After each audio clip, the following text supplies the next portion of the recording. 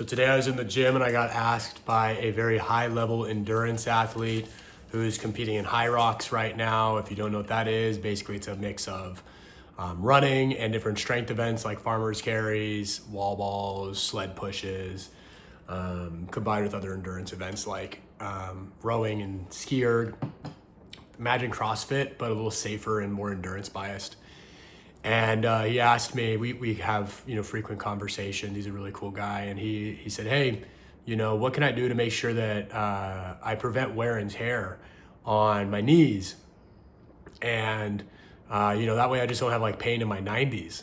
This guy's booking it. He's running probably 5 or 6 days a week, lifting weights as well, and competing at a very high level at a sport. He's, mid 20s, for instance. So there's a lot of things going into this, but my response to him was run less frequently, only run 2 to 3 days a week.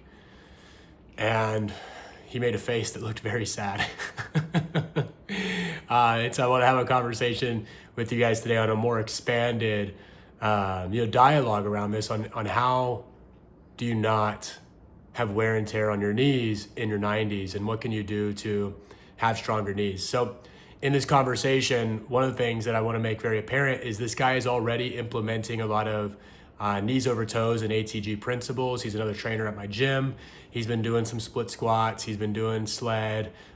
He's been working on his hamstring flexibility on the back extension, Nordics, and Jefferson curls. So he's kind of hitting some basics. That's one of the reasons why my first piece of advice wasn't like, hey, go stretch your calves, go do some split squats, go, do some sled. He's already kind of applying that. So while there are more conversations there, such as if someone wants to prevent some wear and tear on their knees, especially if you're a runner or a, pretty good athlete and you're competing right now, I would say number one, make sure you're doing some knees over toes, ATG principles for your knees. So just off the cuff, a couple really important exercises would be calf stretch, sled pushes and pulls, backwards walking on an inclined treadmill, split squats, trying to get your hamstring to cover your calf and your back leg perfectly straight, hamstring curls, Nordics, back extensions, seated good mornings, tib bar, seated calf raises,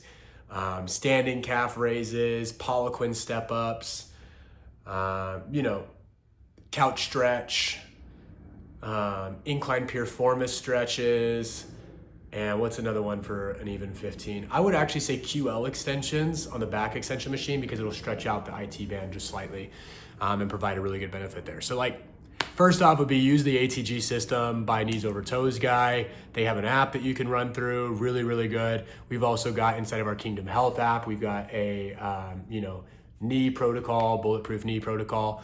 So you could do that if you're inside of our Kingdom Health app. The second thing I would say is more along the lines of what I was having the conversation with him on, which is learning that, hey, if you're already getting pain in your knees, in your hips, in your lower back, if you're already experiencing some discomfort, you kind of have to realize that at a certain point in time, there's going to be a frequency within which you have to kind of hone in for what play and practice actually is going to benefit you. I think of, that basketball quote, practice. We're talking about practice right now because it's kind of that philosophy that at a certain point in time, you practice your sport so much that you don't necessarily actually need to be doing it 5 or 6 days a week. You might be benefited from pulling back just to 2 to 3 days a week. So what do I mean by that? Let's say you're someone who's been, playing basketball for 10 years, 15 years at a very high level, maybe professional or semi-pro, or just, you did college and then you started getting into some rec leagues. Rather than playing basketball 3 days a week, you might have to pull back into just 1 day a week of playing basketball. I think of one of my mentors, Ben Patrick, Knees Over Toes guy, the creator of the ATG system. He talks about how the perfect balance for him is to go play basketball 1 day a week with his friends, like on a Saturday. More than that, a little bit too much. Not necessarily like I've heard him say like it's too much wear and tear on his joints, but what I found him talking about is that's the balance that works out well for him, to where he can still do the lower body training, the mobility work to keep his knees healthy and still play the sport that he loves. And so we've got to start having a conversation here on, it's less of like you need to get better at your sport by doing more repetitions of the same thing over and over again. So at this point, high rocks, right? And it's more of you put in so much work there. Now it's time to start getting more mature gains to where you pull back and you don't think that you have to do more to be able to get better.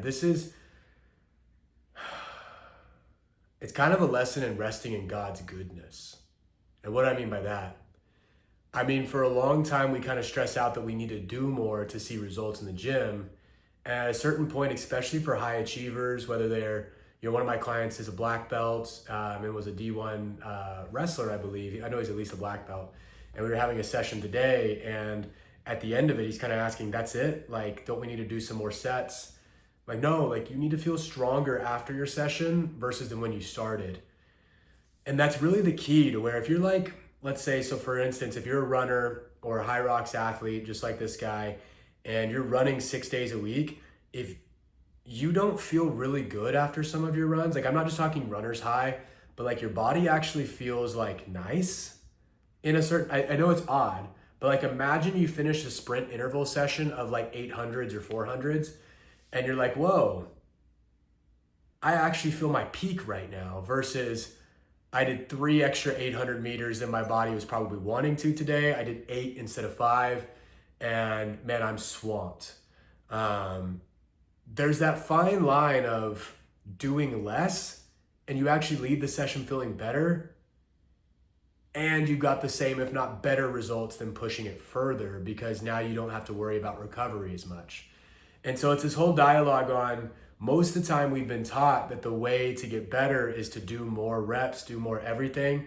But at a certain point in time, you get to your late 20s, your 30s, your 40s, your 50s, your 60s, and you start to learn that it's less about putting in, let's say you're making a cake and your favorite ingredient is sugar.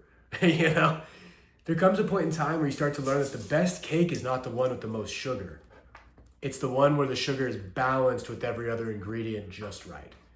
And it's the same way when it comes to competing in a sport that requires you to, perform, such as running or high rocks or races. And you got to start to pull back and learn, okay, what if I've been lied to and I could actually get better just running 2 or 3 times a week?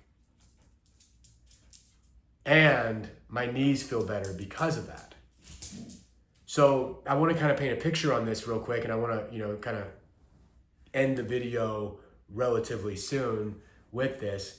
Let's imagine that you decide you're only going to run twice a week. And alongside that, you're going to do some knee strengthening exercises, with 2 lower body days a week. And then you have your upper body sessions and anything else you want to throw in there. But 2 runs, 2 lower body sessions, and like 2 upper body sessions. Let's just call it that. Not necessarily training 6 days a week. Maybe you throw in some of those runs on your lower body days or on your upper body days, and you kind of combine them, but training 4 to 6 days a week. And with that, your running maybe doesn't progress as fast. Let's say that the alternative would be you running 5 days a week, and you start to notice that, if you're running 5 days a week and you're doing like the 2 lower body days, so you have 7 sessions just for lower body.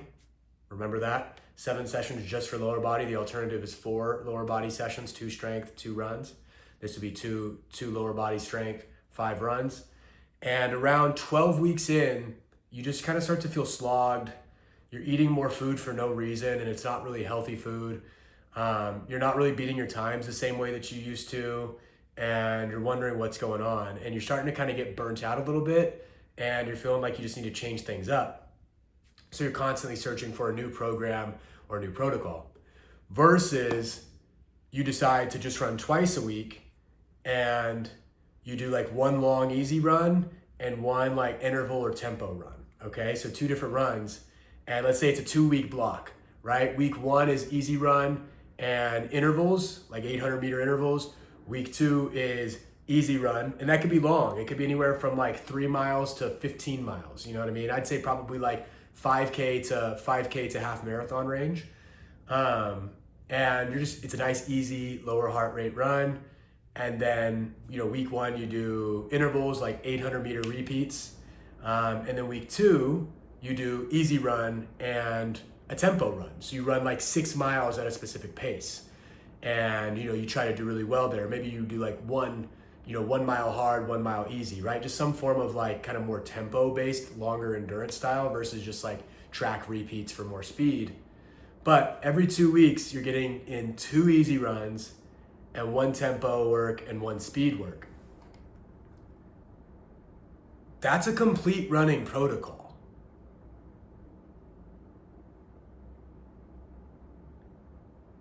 What you would do in half of a week just begins to take you 2 weeks to do, but you get to 3 months in and your body's not feeling cracked and jacked and ready for 7 massages in a row, and you don't have to hack recovery so much anymore to where it's like you feel like if you sleep wrong or don't get your 9 hours or you're low on calories, it throws everything off. You actually have some wiggle room there, and you can keep running the same routine in month 4, month 5, month 6. Maybe you make a couple tweaks. Obviously you're gonna make some changes. You're gonna go from isometrics to reps on some exercises. You're gonna change the weight, you're gonna change your rep scheme, but the basic premise is still the basic premise, but you could stick with that for 6 to 12 months and not really have to change much. Versus having to change your routine all the time because you're getting burnt out of it, your body's not responding the same way. You could keep on a similar style and pace for a long time, and after 2 years of this, I would bet on the side that you would make better progress doing this versus the guy always doing 5 or 6 days a week and needing to recover a little bit more. This is all saying that you're not taking androgynous steroids or supplements or hormones to help. If you're taking extracurriculars, you're gonna recover really well, right? So this is where we can't compare ourselves to everybody on social media because you don't know what those guys are taking or not, right? But if you're a natural guy, you're gonna feel better doing less and doing it for a longer period. This is how you're not gonna have knee pain in your 90s. Run the same play from 30 to 90.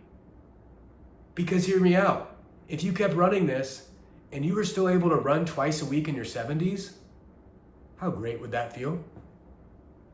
How amazing would that feel? I just saw a track athlete in her 90s doing the hurdles. 93, I think. How good would that feel to still say you could run in your 90s? So are you willing to not give up the thing that you love, which is running, but to change the dosage? So that way you can have more longevity in your career versus, yeah, I did well in my 20s or 30s, but then I never did anything after that because it was off limits for me.